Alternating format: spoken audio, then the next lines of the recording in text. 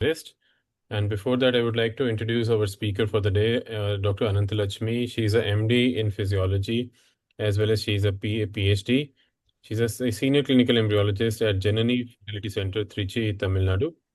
She was the first Indian to be honored as Embryologist of the Month by the American College of Embryology. It's a very, very high credential, actually. She ranked first in PG diploma in clinical embryology, and she got the highest ever score in the American College of Embryology exam. So this just goes on to show how talented Dr. Lakshmi is.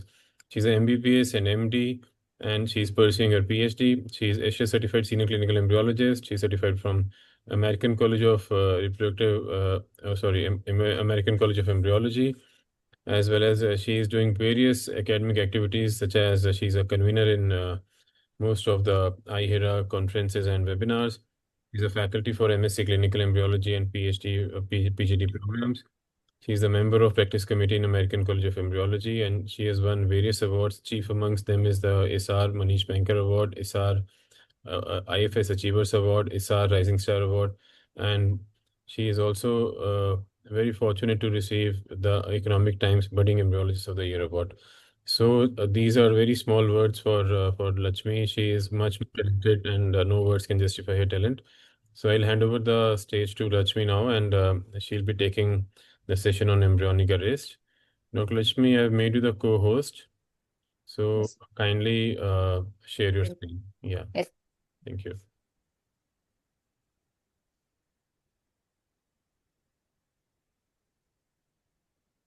If you have any questions, you can put it in the chat box, or you can just write it down, and we'll be very happy to answer your questions at the end of the session.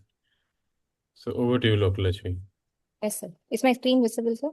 Yeah, is it full screen? Yes, sir. Okay, wonderful. Let's start now. Okay. So, good evening, everyone.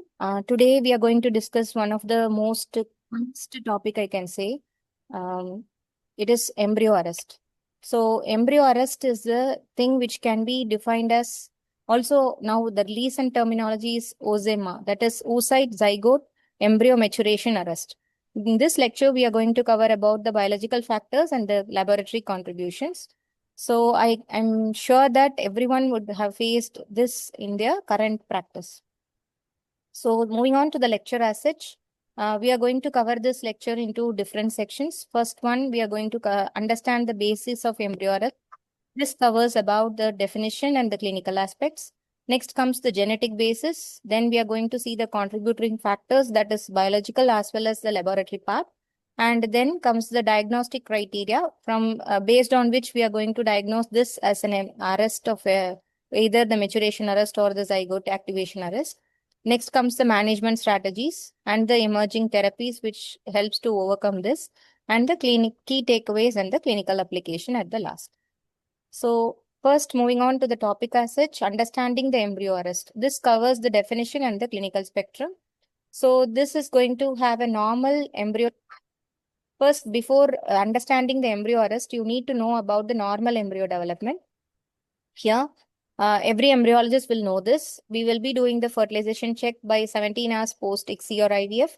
On day 2, you will expect more than 4 cell. On day 3, you will expect more than 8 cell. On day 4, you expect an morula. And for day 5, you will expect an blastocyst. Excuse me, just a second. Hello.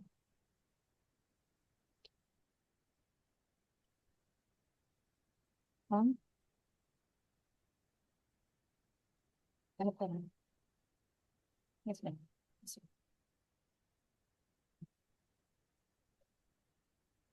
Sorry for the disturbance.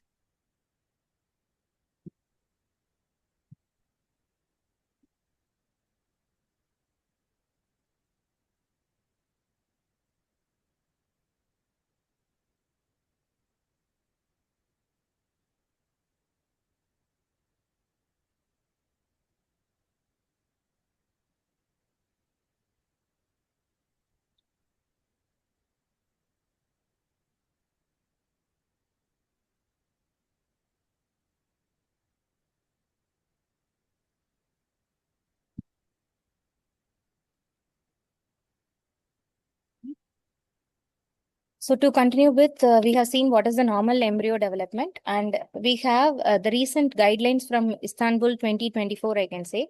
So this has just revised the timeline, which is a little bit older is 2011, and 2024 they have revised just the timing of embryo observation. For example, for fertilization check, we are going to see that at 16 to 17 hours post ICSI or IVF. And for syngamy check, we are going to do that in 25 hours post ICSI, and early cleavage check, which is little later, that is 31 hours pregnancy. And day 2 embryo development, we cannot say just as day 2, it is 43 hours. And day 3, it is 63 hours. And day 4, it is 93 hours. And day 5, it is 108 or as you expect a blastocyst. And when you see a nice expanded blastocyst, it is 112 hours or 111 hours post ICSI.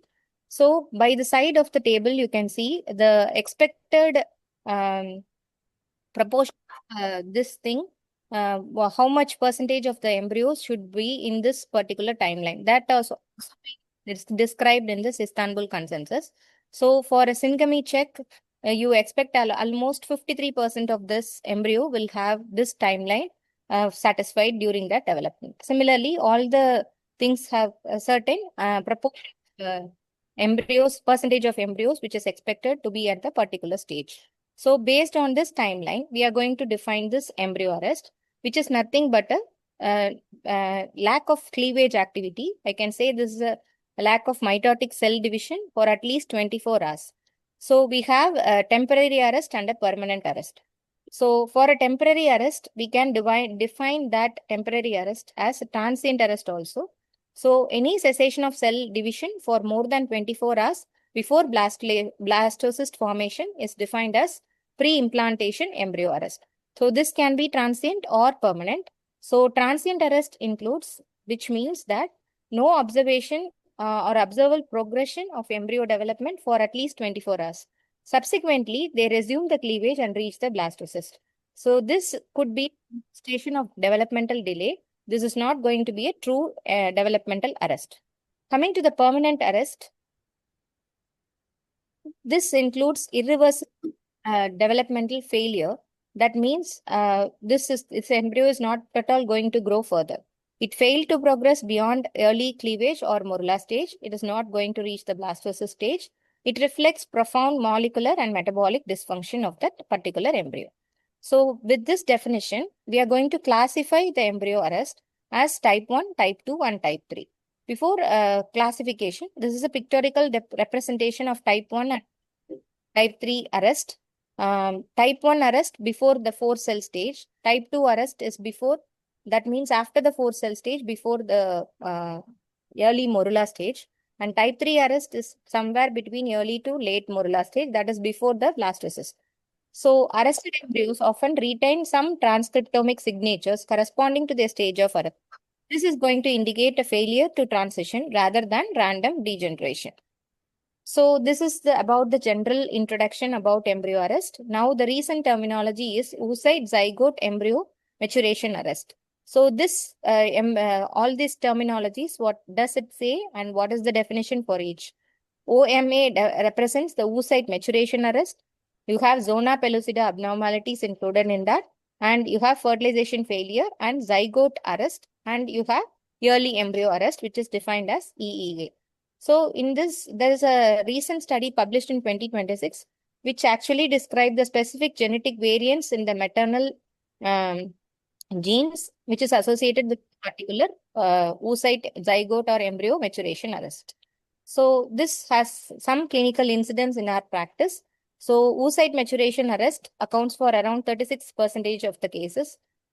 In these cases, out of 6 COCs, you will get around 2 mature oocytes. Then you have to suspect oocyte maturation arrest. When it comes to fertilization failure, it accounts for around 11% of cases.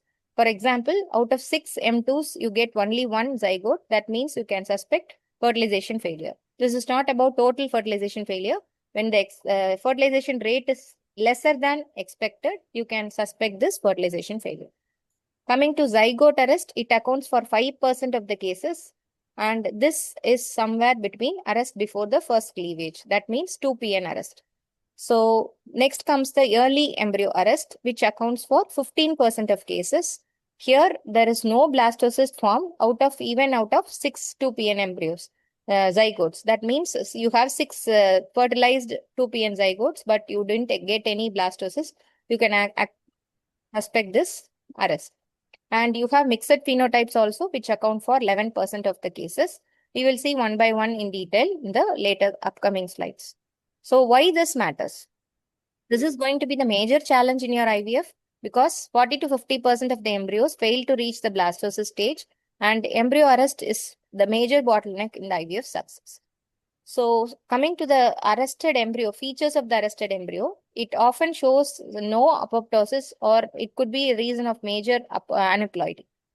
Cannot be explained by chromosomal abnormalities alone. We have to think much more in this in the arrested embryos. So we have to understand the basic mechanism so that we can rescue the arrested embryos better, and we can do some strategies to improve the embryo culture or prevent the arrest in future IVF cycles. We can have the genetic diagnosis, which actually guides personalized treatment plans.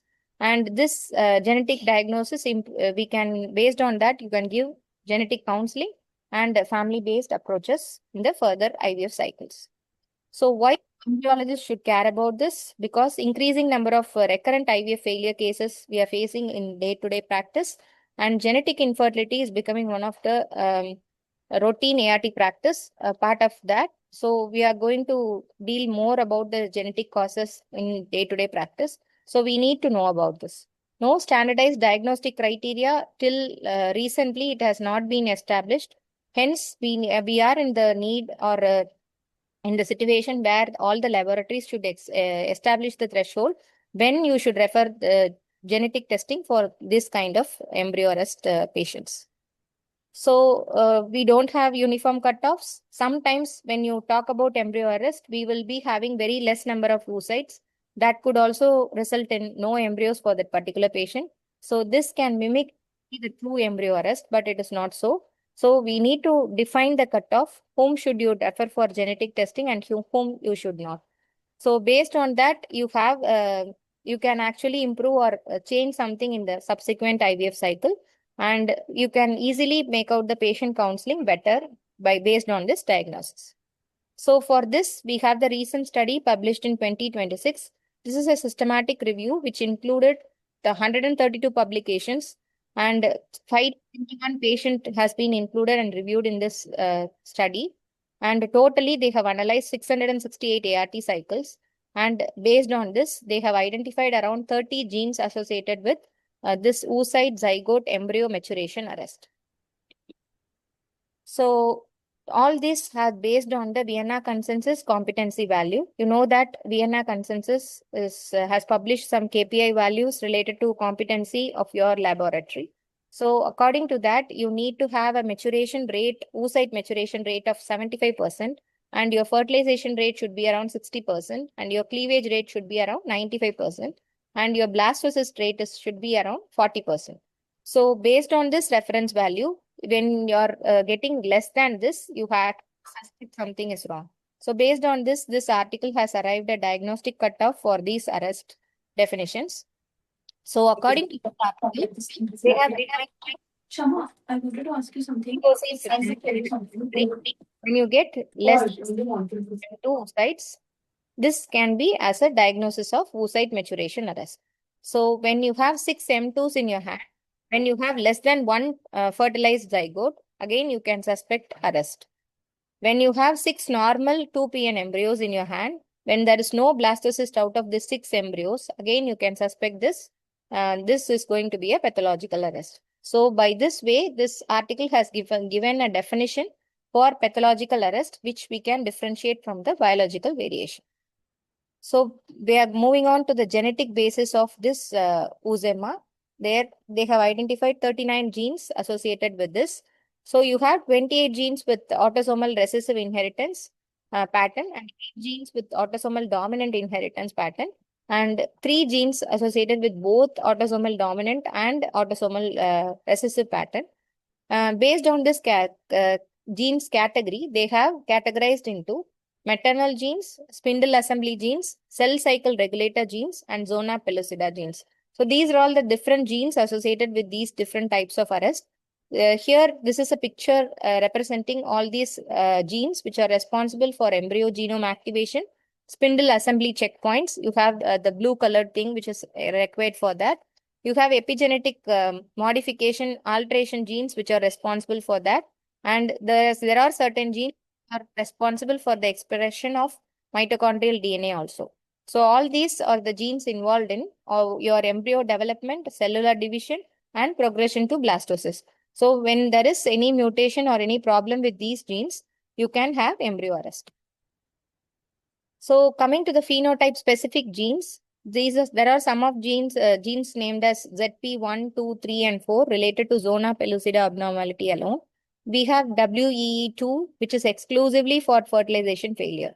Suppose if you encounter a patient with total fertilization failure or very low number of fertilization, as I explained in the previous slide, you can actually test this gene. And when this is going to be positive, actually you can counsel the patient based on this genetic abnormality. Coming to the other abnormalities, which is specifically associated with first cleavage arrest, that is BTG4, and other things include TUB8 mutation, which actually responsible for oocyte maturation arrest and also fertilization failure and early embryonic arrest and mixed phenotype. See, all these three genes are having multiple phenotype genes, which can present as a variable form of arrest in your patients. Again, PAT-L, again, PADI6, all these are responsible for multiple abnormalities, that is, right, then fertilization failure and early embryonic arrest. So this is a picture showing you the various genes involved in different phases of embryo development. And this clearly shows the maternal to zygote transition and the genes responsible for that. So these are all the genes which are going to be responsible for your embryo development. Next comes the contributing factors, that is environmental and the systemic contributing factors. So before going into the contributing factors, you need to know about the early embryonic development, which is an important part to understand with. When you understand the metabolism of early embryo development, you can actually better understand the genes involved in that and the mechanism behind the embryo arrest. So you have this early embryonic development is very controlled predominantly by the maternal transcripts accumulated during oogenesis. That means in the oogenesis itself, it is determined, the embryo development is determined by the maternal transcripts. So it is going to be the very vulnerable period, I can say. So the cellular characteristics include limited cell-to-cell communication between the blastomeres, and you have the cytoplasmic nucleus is going to be very high, and the presence of predominantly undifferentiated mitochondria is one of the biggest feature. And you can say that embryonic genome remain largely inactive during this stage. Only after 4 to 8 cell stage it is going to get activated. This is going to be the period of embryo development where your cell cycle checkpoint surveillance is also going to be very minimal, so that the errors can act at the maximum in this period. So coming to the molecular mechanisms, which is responsible for early versus late embryo arrest, we have seen different types of arrest. One is type 1, type 2, and type 3. So type 1 arrest, this could be due to maternal zygote transition failure, and it could also be due to embryonic genome translational inactivity, and sometimes post-fertilization you can have abnormal calcium oscillations. This can also cause embryo arrest. Then type 2 arrest, that is 4 cell to cell stage to morula stage in between. This is due to metabolic insufficiency due to your impaired glycolysis or your oxidative phosphorylation. And also it can be due to mitochondrial dysfunction and ATP depletion. Type 3 arrest, which there is morula not differentiating into blastocyst, is due to failure in compaction or cell differentiation.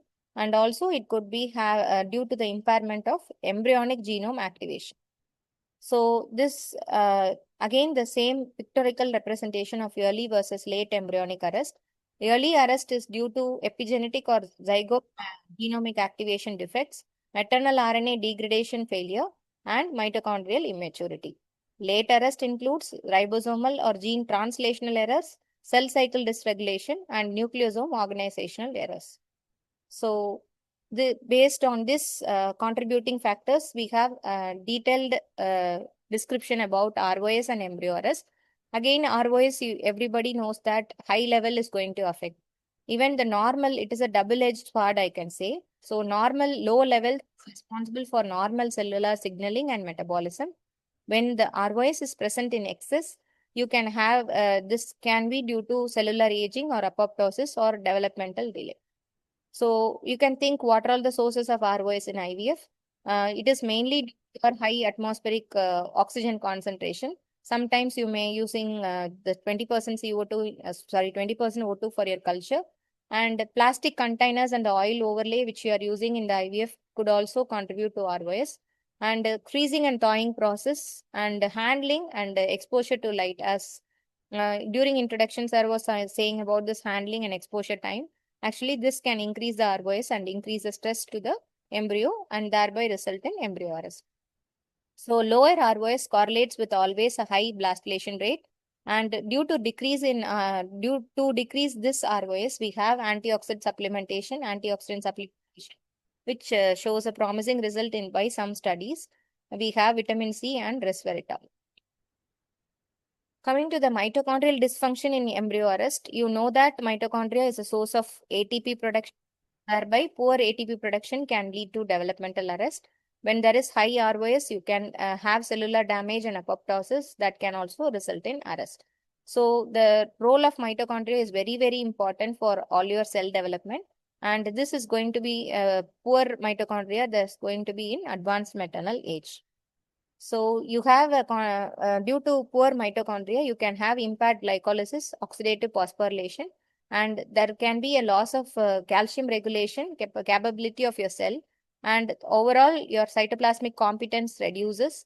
And this mitochondrial dysfunction is very common in women with more than 42 years of age. So thereby, this correlates with reduced cytoplasmic reserve in this elderly age group. Next comes the laboratory environment, your media composition, handling time, temperature, oxygen tension, osmolality. All these are very important. You can say optimizing embryo development, all these factors comes into role. Each factor contributes to your cellular stress and thereby increase in ROS and thereby can contribute to your embryo development. So coming to the pH, you can see this picture which actually shows you the pH handling by the oocyte. So whenever the oocyte is in the follicle, inside the follicle, the pH handling capacity is good. When it comes out of the cumulus, when you're denuding the oocyte, then it is going to be very vulnerable, and pH maintenance capacity, regulation capacity of the oocyte is very, very low when it is after denudation. And after fertilization also, it is still low.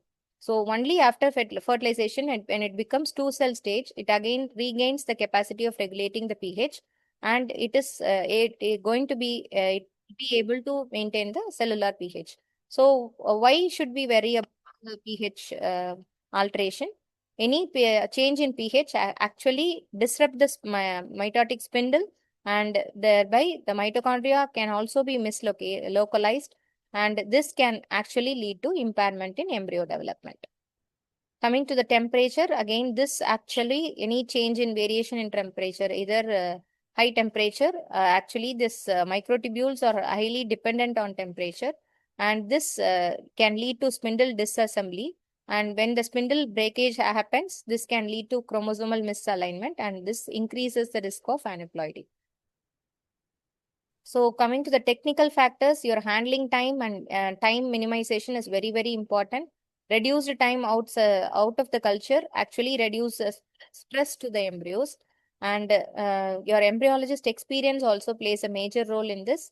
When the experienced embryologist handling with less time, actually you can have improved morphology and developmental kinetics will be good.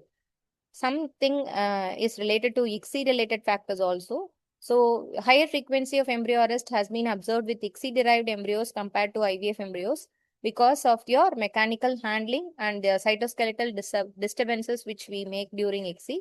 And there could be also due to all calcium oscillation patterns in the ICSI, and this can also result in embryo arrest. some of the paternal factors can also contribute to this. There are 6 genes identified in male fertilization failure phenotype, and 8 additional genes has also been identified from the paternal origin for this embryo arrest and fertilization failure. So DNA damage, again impaired DNA capacity, repair capacity from the paternal sources, also one of the cause. And you always know that severe DNA damage triggers the developmental delay, and early embryos rely on the maternal repair machinery. So we need to, for this, we need oocyte quality to be stronger, and we need to guide the patient according to this based on the paternal genetic factors analysis also. So it can be after diagnosis, you can give a proper genetic counseling, and treatment guide includes your either you have to select ICSI or with the artificial oocyte activation or something else. You need to discuss with the patient after diagnosing the errors. So coming to the diagnostic criteria, this is going to be based on this 2026 article, which has been published. Some minimum sample size, which is reliable according to this article, are when you want to diagnose the particular oocyte maturation arrest, you need to have a minimum COC, which is more than 3, greater than or equal to 3 COCs. When you have less than 3 COCs in your hand, you cannot diagnose this oocyte maturation arrest because your sample number itself is going to be less. So for poor prognosis patient, you need to, or poor reserve patient, you need to exclude them from this diagnosis actually. For diagnosing fertilization failure, again, you need more than 4 equal to or 4 M2 oocytes in your hand. For zygote arrest, you need greater than or equal to 2 PN in your hand. For early embryo arrest diagnosis, you need more than or equal to 6 2 PN embryos. So based on that only, you can actually diagnose the arrest, or you consider this as pathological. So they are defining a threshold which includes at least 2 IVF cycles showing consistent this UZMR is required to analyze the patient for further genetic analysis or diagnose this as a UZMR. So general cutoff includes at least you have to have more than 4 follicles or at least 4 COCs in your hand, which is clinically convinced. You need not remember all this, just more than 4 is good enough. So to diagnose your oocyte maturation arrest, they have established a cutoff based on the Vienna consensus, which actually says that 75% you have to have a oocyte maturation rate. So in this article, they have described that when you retrieve 6 COCs, maximum of 2 M2 oocytes is the diagnostic criteria to diagnose the oocyte maturation. When you have 10 COCs, maximum of 4 M2 should be there. When it is less than that, you can actually diagnose this oocyte maturation arrest. When you take this cutoff, according to the study, they have 98% of the reported cases fall under this category, and you can do genetic testing based on this criteria. So they have again found out 11 genes associated with this, and these are all the genes reported in that. Similarly, for fertilization failure or to diagnose that, this is nothing but the number of 2 PNs formed out of your M2. So this is expected to be around 60%. For this, you have 6 M2 in your hand. Out of 6 M2, you have only 1 2 PN zygote, then you have to suspect this. When you have 10 M2s in your hand, only 2 2 PN zygotes, again you have to suspect this fertilization failure. It is not about total fertilization failure. It is lesser than the expected rate. So again, in 96% of the patients met this criteria. Only 1 patient falls on the borderline fertilization rate. For this, you have specific genes associated are PAT-L2 and TUB8 mutations are very common with this. And BE2 is also one of the gene associated with this failure. Coming to the early embryonic arrest diagnostic cutoff, again, out of 6 2PN embryos, you don't have any blastocyst, or out of 10 2PN embryos, you have only 1 blastocyst, or out of 15 2PN embryos, you have only 2 blastocysts. So the rate of expected blastocyst is around 40%. When it is less than that, or it comes under this criteria, you can actually suspect some pathology in that and ask for genetic testing. Similarly, some patients can have mixed phenotypes also. So here they can be having all this associated with oocyte maturation genes can fertilization failure genes can be there, zygote arrest genes can be there, and early embryonic arrest genes can be there. So all the four phenotypes can be mixed up, and all this can also be present in the same patient. So coming to the troubleshooting, how we are going to proceed, whether you're going to do genetic testing for all the patients or not. So similarly, you have to understand that normal expected range of embryo development is, I have told the percentage of embryos already. So 20 to 40% of the embryos will arrest. So this is around normal percentage. So you have to take the Vienna consensus competency value. When you fall the diagnostic cutoff below than that, actually, when you are doing batching, you need to check the batch first, compare with other patients in the same batch. If you don't have any issues with other patients, think about the patient factor. Suppose if you have patient with issues with all the patients in the batch, think about the lab factor.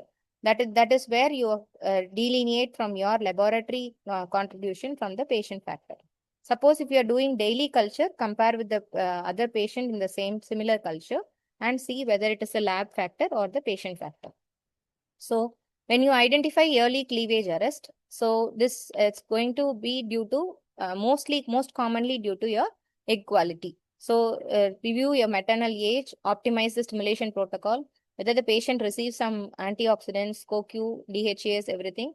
Consult with your clinician as well and consider calcium ionophore in order to rescue fertilization. If at all you have done all this, consider genetic testing if the diagnostic cutoff fits in.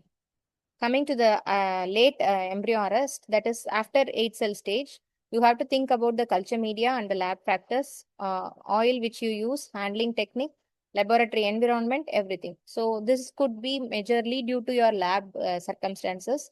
If everything looks okay, consider genetic testing. Suppose if it is the blast is not growing or expanding, it is getting arrested. That means it could be mostly due to aneuploidy or poor trophoectoderm development or mitochondrial insufficiency. Consider genetic testing, which is PGTA for this patient. Coming to the management and therapy strategies.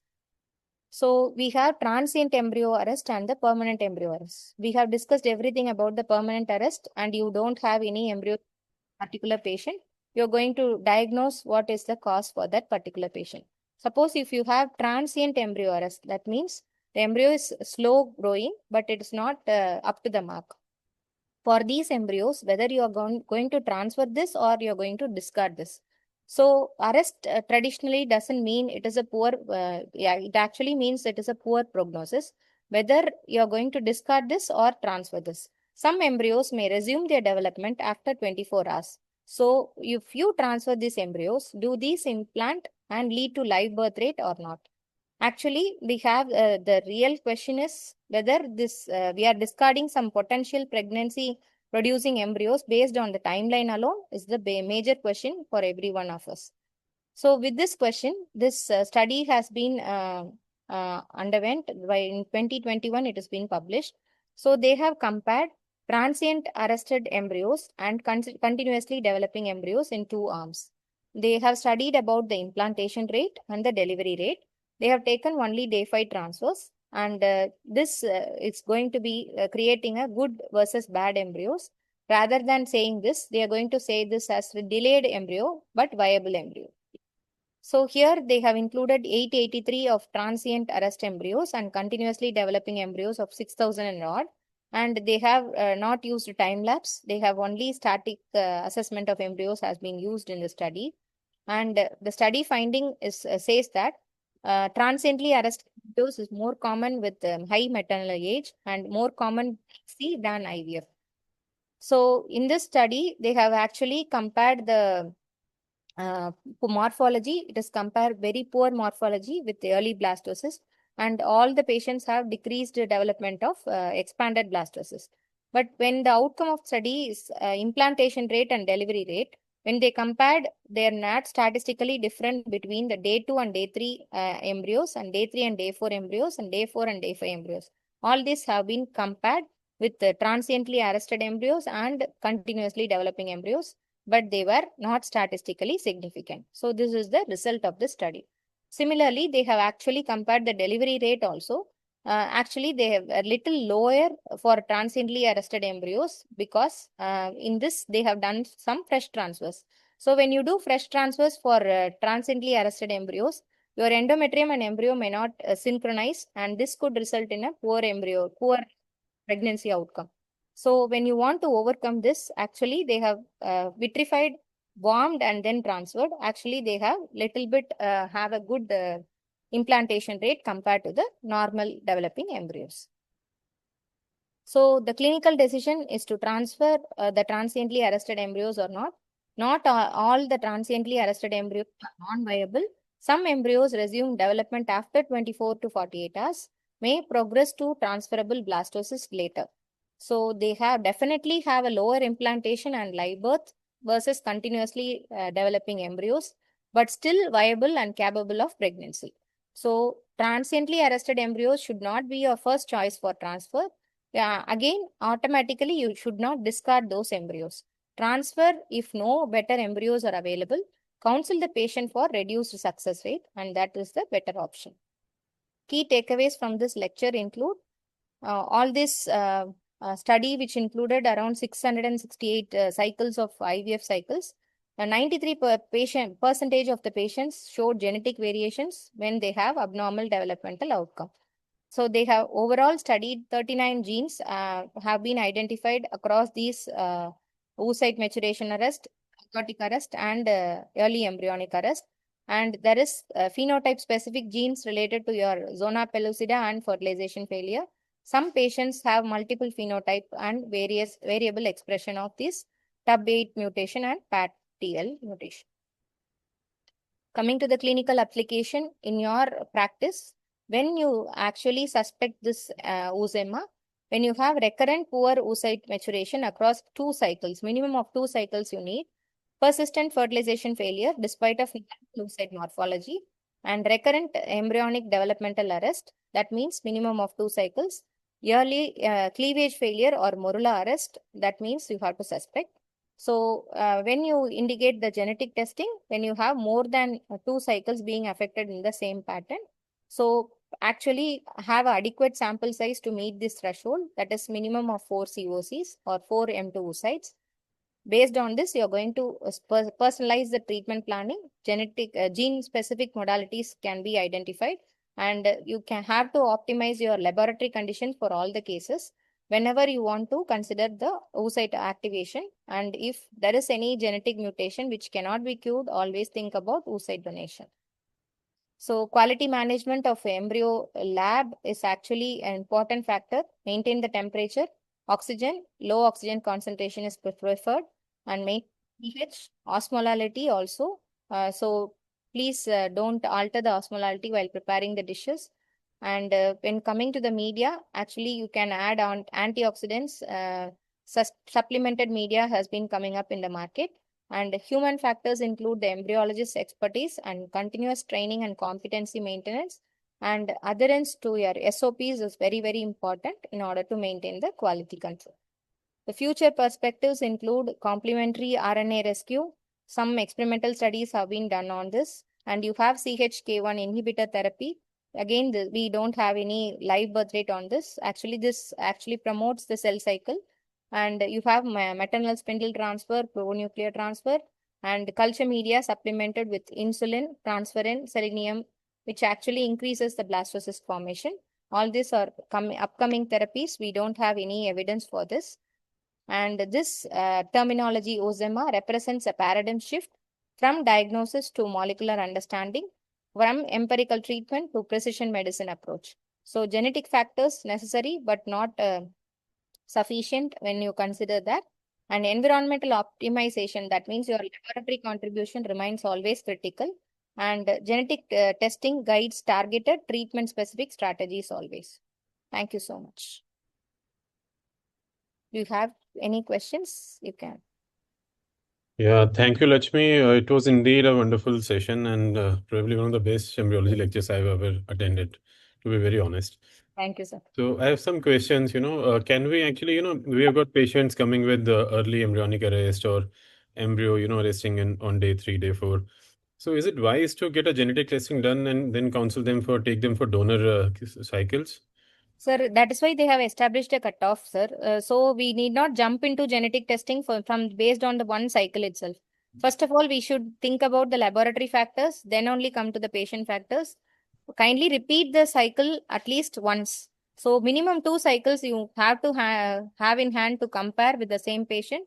If the same thing happens in the second cycle also, it is better to go for genetic testing, sir. So we had a patient coming to us who the couple conceived early in the marriage or probably before marriage, whatever. And then and she had to, undergo MTP and she terminated the pregnancy. After that, she could not conceive for a couple of years. Then she did around 4 cycles of IVF. Every time the embryo slowed down on day 2 and kind of, they succumbed on day 3. And so we wanted her to undergo the genetic testing and, DNA tests and all. But probably the patient was not finding convincing evidence they're all reading Google and all. But with this lecture, I think there should be some female infertility panels, with genetic companies which can kind of, counsel the patient. But then why did the person conceive in the first place? I mean, that was their logic, why did we conceive and now we can't conceive? So a lot needs to be understood more actually, rather than it's not that simple actually. Yes, sir. And I had one patient, we retrieved around 17 oocytes, sir. All Okay. came as GV. Oh, Non-zoospermia patient, sir. Just unexplained infertility patient came for IVF.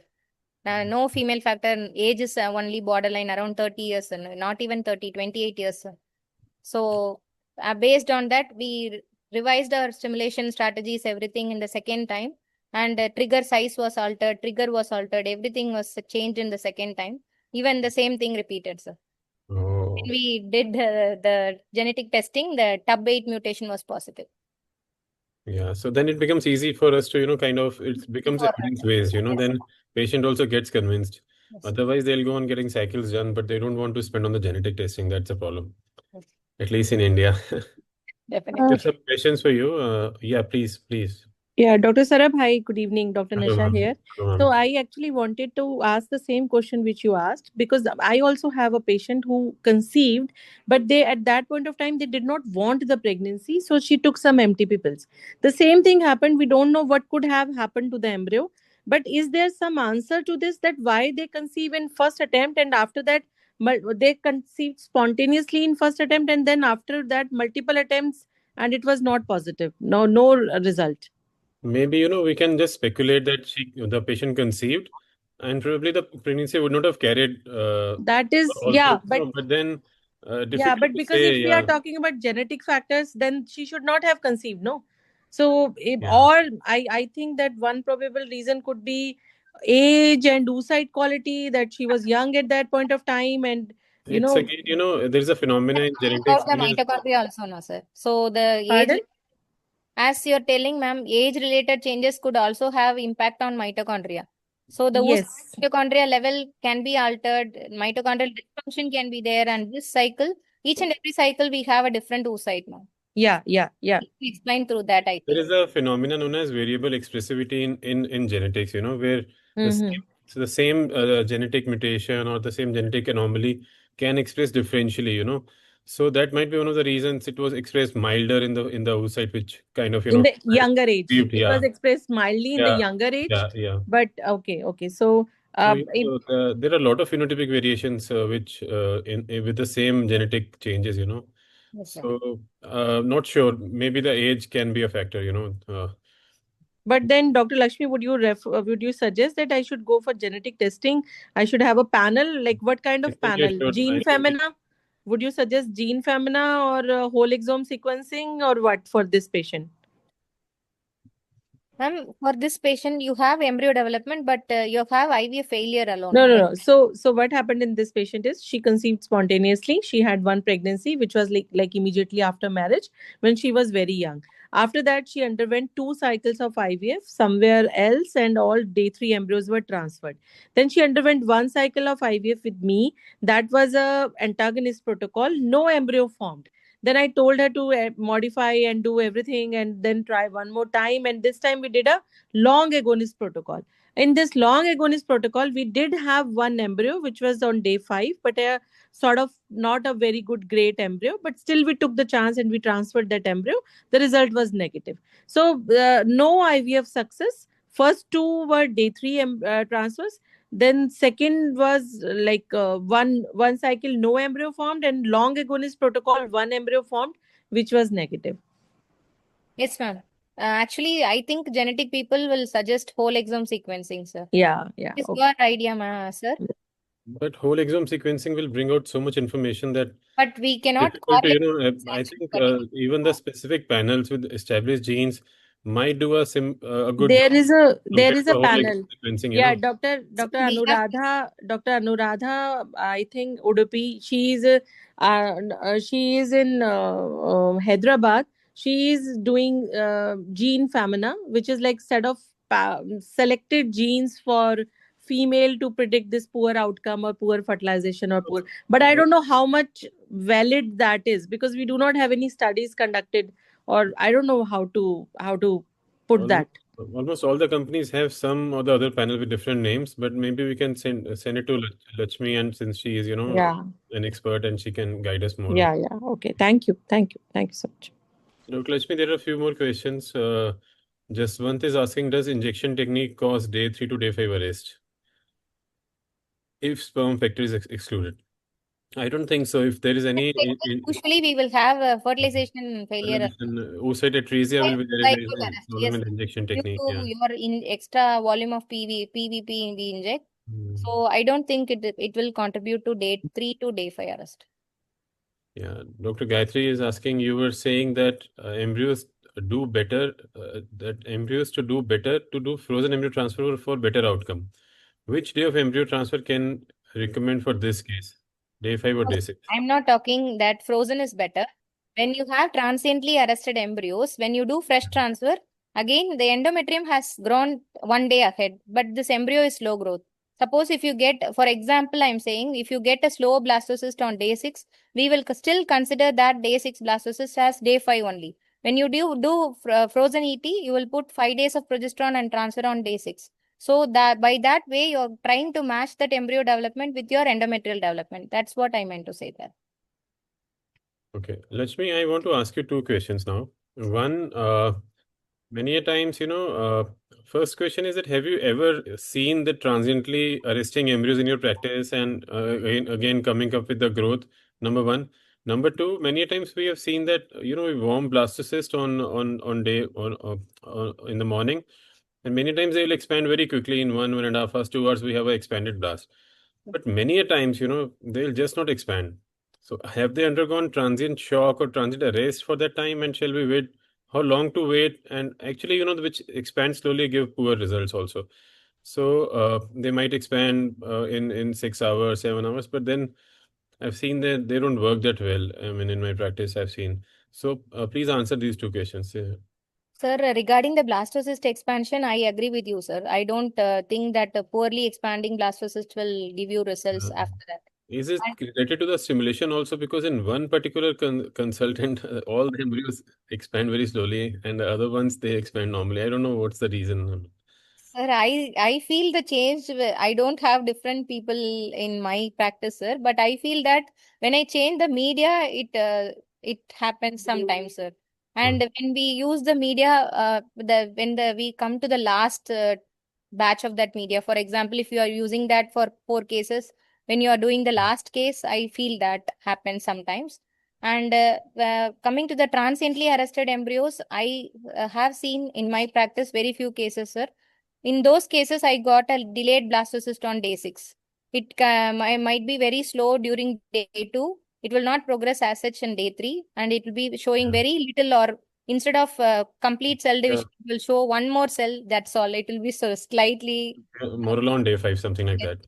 yes, But sir. at what stage it slowed down, that might not be, we may not be able to figure that out because we are not using time lapse No or all. time lapse, we cannot say that. Well, to, kind of find that out. Yes, sir. And there is Dr. another question. Lakshmi, I Yeah. just have one more question. Dr. Sarab, can I please ask? Hanji, ma'am, Hanji, Yeah, please. okay. So, Dr. Lakshmi, I just wanted to ask you two things. One thing is that I heard that when we keep the media for incubation for the next day pickup and all, it's in a tight cap in the CO2 incubator. So somebody explained to me that this tight cap is nothing. All CO2 goes into the media also. So you have to just keep. It is a traditional practice that we keep a day prior. So Yes, ma'am. does that make a difference that you have to keep it for 4 5 hours only? The media for this is one thing I wanted to ask. The second thing, according to you, which one is better? The step media or the one continuous media, which as per the embryo development? Ma'am, both are equal, ma'am. I have experience with both. Now, I don't think many people use sequential media. Everybody has shifted to single step media because, according to embryologist, it is more convenient than some people are not changing the media on day 3. They are actually leaving till day 5. Nothing happens, ma'am. So I think majority of us shifted to single step. It is giving good results only. And Oh, one more thing regarding the tight cap, I think, sir, everybody is following the same, ma'am. We usually incubate the media previously. I don't think the seed penetrate inside the tight cap. That is the oh, routine traditional way we used to incubate. See, Sir, how we okay. how we do is we don't incubate media in tubes, especially the culture media. We yes, make dishes a day prior. dishes. Yes, sir. And secondly, like we start around 9, 10, the technician is supposed to come maybe 1.5 hours early, and he kind of he calibrates the mops and Happy's media, and 5 6 ml in one tube in 1 hour it nicely gets warmed up. And so that is how we do it. In case the case is very early, like 8 or 7 in the morning, then we have a non-gassed chamber in the G185 incubator. We like to, heat it in that chamber. I mean, we don't gas the Happies or Mops media, and we make dishes for the other. But I mean, actually, madam is asking about the even through the tight cap, the CO2 can penetrate or not. Yeah, but that is why that is but for which media? For even which if it media? penetrates, does it affect the me? I don't know. But like, Exactly, there is a what color. is good See, it practice? is it is supposed to penetrate for bicarbonate media, which is for the cleavage media, single step, sequential. It is not supposed to penetrate for Happies and Mops, the flushing media. Okay, Sir, You she can is very asking well, about the yeah. tight cap, sir. Tight when we keep it as tight cap, the Yeah, but which, CO2 penetrates or not. That is Lakshmi, the you keep tight cap for flushing media, right? yes, And you don't need to keep it in the gas incubator. You can even keep suppose if it we on keep it. laminar stage and Yes, sir, heat it. definitely. She suppose if we keep there, she is asking about It, the it penetration. doesn't matter. It doesn't matter. Doesn't matter. You can see obviously the color change of the media when it get penetrated. So Yeah, you can okay, obviously find out that, ma'am. So no need to okay, keep that. okay, but better to keep it outside the incubator for heat calibration. But Yes. even if you keep it, because many people keep it in many centers where I used to visit, they used to keep all media inside the box incubator, and it actually doesn't matter because when you bring it out, in some time it'll again, the CO2 will go off. So even if something is penetrated with tight cap position also, it's very difficult for gas to go in with tight cap position actually. But even if little goes in, it immediately, I think, the effect is lost. Yes, sir. Effect is lost, I think. okay. Thank you, thank you. So, does day 3 media or day dish changes have impact on embryo arrest, day 3 to day 5? Dr. Lakshmi? Sir, I don't change media on day 3, sir. I have both experience changing Yeah. media on day 3 and a day without changing till day 5. Both are doing good. I don't think it will contribute to embryo arrest. So Only maybe. thing you have to maintain the embryo density in a particular droplet accordingly. Don't keep too much of embryos in single droplet. That is the thing. So when now we are not using sequential, but when we are using cook sequential media for a very long time, almost 12, 13 years now, it's discontinued the media. It was, I think, one of the best medias I've ever used, the cook media. So we used to change from cleavage to blastocyst media on day 3. And we never had any challenge in the embryo growth. If it is nicely incubated, the dish is nicely made with no changes in osmolality and temperature, pH. So you will get results. You're bound to, I mean, get good results. In case there is some issue with that making the dish, or you're using old oil or old media, things like those, not proper equilibration, pH abnormalities, unstable incubator. So those things contribute more to embryonic arrest when you change the dish. And I always feel an embryo is like a plant. When you put it in a pot, it makes its own ecosystem around it. So if you don't change and keep it for a longer time, that might be a better idea at times, because the moment you change, then again the embryo starts to, kind of get acclimatized in the new space. So I've seen that, embryos which are left uninterrupted for 3 days do better compared to, embryos which are taken out and, shaken, moved, all those things done, So I think there is some kind of paracrine and autocrine factors which the embryo gathers around itself, which helps stimulate its growth, and even in a single culture or in a group culture, both. Just thoughts I'm sharing. I mean, these are my thoughts, yeah. So I don't know how right it is. So Anita is asking, I get blastocyst on day 4. Please advise. It is considered as fast only, sir. Yeah. So my experience, I have done biopsy for 2 patients on day 4.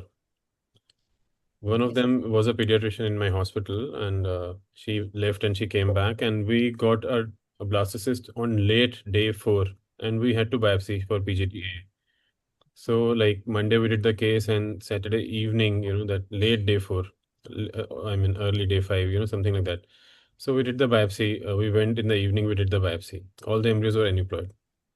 Another case which came in which we had a day 4 blastocyst early on. I mean, right in the morning we had blastocyst on day 4. So we advised the patient, he had just 2 embryos. She had just 2 embryos. So we advised that they're just 2. You really want to go for a biopsy because, it may not be a good idea. So he said, okay, transfer. And we transferred, the pregnancy is still running fine. I mean, it's been almost 5-6 months. So day 4 blast is when I shared the same thing in a very high profile international conference, people actually made fun of me, but this is my real life experience. Getting blast on day 4 and conceiving, and one patient not conceiving. I mean, so everything happens. Again, the embryo is different from different people. That's right. We Yeah, cannot decide that based on the timeline. yeah. So Life only is thing not.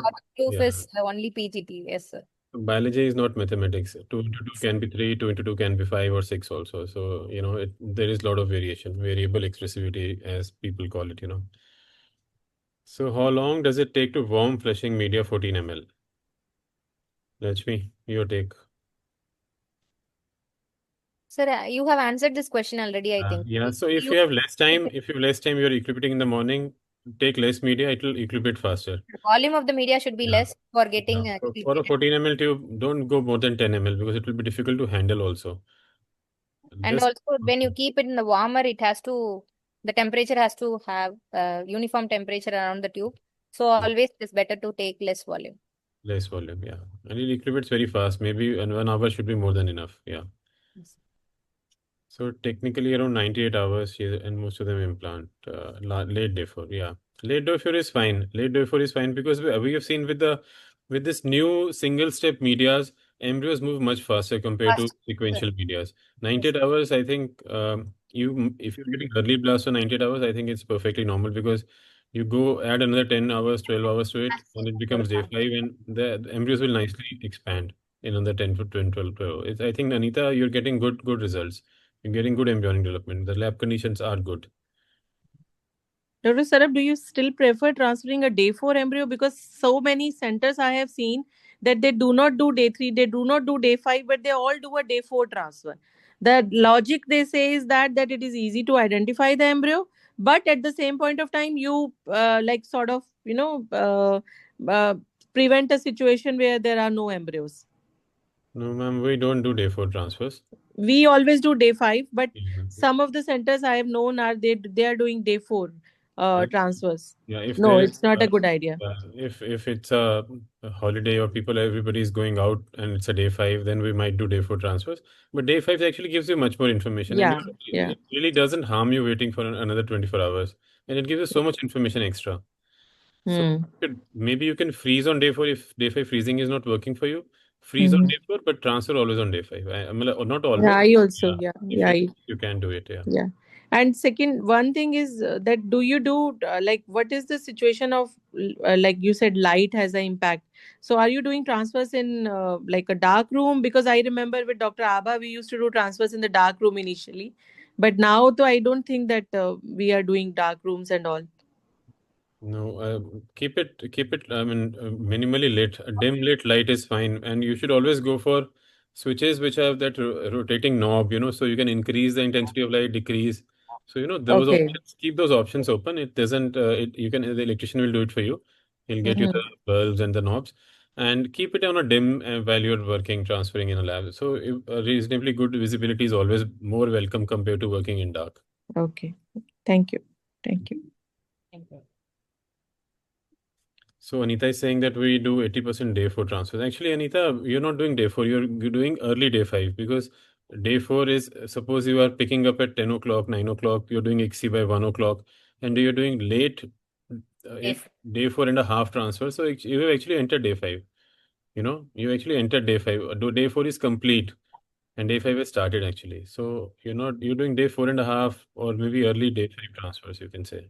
And I want to ask Dr. Anita that about the progesterone injection, sir. So they are calling that as day 4 transfer. They might have given 4 days of progesterone and fifth day transfer. We do pick up at 4 a.m. That is the difference. So you're already almost close to day 5, if you're transferring on late day 4. And progesterone, I think the implantation window is also quite wide. I mean, so day 5 embryos also implant, day 6 also embryos implant, even in a fresh cycle, you see so many things. So, so uh, how do you work at 4 a.m.? I mean, always, our pickups are 4 a.m. Is it Indian time or I Kenyan? also wanted to ask same question. Why at 4 a.m.? Why aren't you sleeping at 4 a.m.? In Kenyan Oh time. my God. So Kenyans have a very early morning start, huh? Good. Anita, can you come on mic and tell us about it? I mean, it's very interesting why you're doing day at They're doing transfers in Brahma Muhurat, so all are going to be implanted. they are Yes. doing pickup in Not Brahm, necessary, ma'am. not transfer. Not really. The pickups, they start very early because most of the doctors that I practice with, they also work at national hospitals. So they Okay. usually start the procedures at National Hospital by 9. They are supposed to be there because they Okay. also work as medical lecturers. And So most of the doctors want to finish very early procedures and go back to their works. what time they finish their work? 5 o'clock or 4 o'clock? No, the pickups and everything we No, finish by but 7:30. the national college, when does it end? 4 o'clock or 5 o'clock? I mean, in the evening. I think for them they end around 2:33 there. But So the that is the theaters, time. they normally post where Yeah. I work. Yeah. Yeah, and then you do the transfers in the evening. So that's what I'm trying to No, get. transfers also we do it in the morning Oh, with respect to the fertilization time. I normally finish my fertilization by 9:30 or 10 max it's good in the for you. You're working mornings. from only 4 o'clock to maybe 9 o'clock, 10 o'clock. No, but early morning waking hours is not good. Good, sir. Yeah, right. I agree with you. But look at the poor Yeah. doctors who are waking up early in the morning and they're working the whole day. Imagine they are also working so hard, no? All for Thank you, money. sir, for your All for money. advice. Yeah. And thank you for Anantalakshmi, Dr. Anantalakshmi, also for advising us on that. Yeah. Thank you. Thank you, Dr. Thank Neeta. you. Yeah. Thank you. So no more questions. I think it was a nice discussion, beautiful lecture from Dr. Lakshmi. Really, I mean, I enjoyed the lecture. Yeah. Wonderful discussion. Very, very great lecture. Very informative. And Very, Dr. Sarab was right, is one of the best lectures even I have heard. Very good. Thank you. Thank you. Thank you so much, ma'am. thank you, Lakshmi. Thank you. I'm so happy. Yeah. So thank you so much. And the course is open for registration. In case you're interested, you should register early because after 20th, we are going to hike the fees. So it's better to take advantage of early bird registration. Yeah. Thank you so much. Have a great day. Bye. Bye. Bye. Thank you. We're ending the meeting now. Yes, sir. Thank you. Thank you, Lakshmi. Thank you, sir. Bye, sir.